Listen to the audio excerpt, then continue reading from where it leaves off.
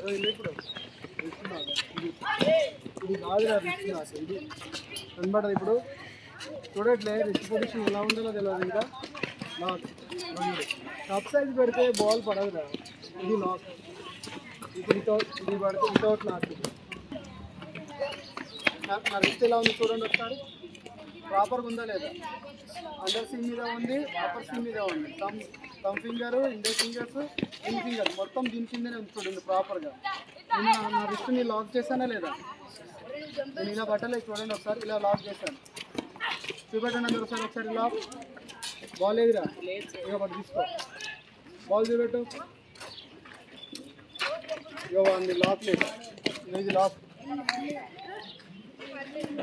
ఇది లాక్ ఇది లాక్ ఇది లాక్ ఇది లాక్ ఇది లాక్ విధానం అంట అర్థమవుతుందా ఇలా పట్టుకున్నారు కదా మీరు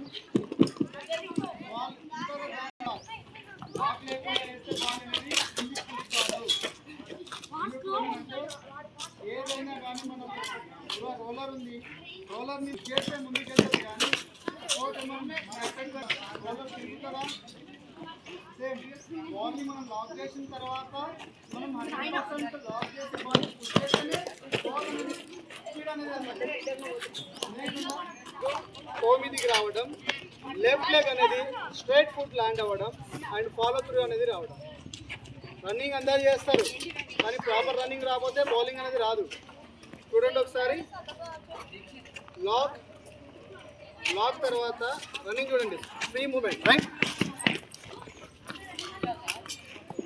రిలీజ్ చేశాను దీంట్లో ఎఫర్ట్లో నేను రన్నింగ్ చేశానంటే బాల్ని ఫేస్ యూజ్ చేయాలి నౌ బాల్ని ఫేస్ ఎలా యూజ్ చేయొచ్చు చూడొచ్చు రెడీ లాక్ రెడీ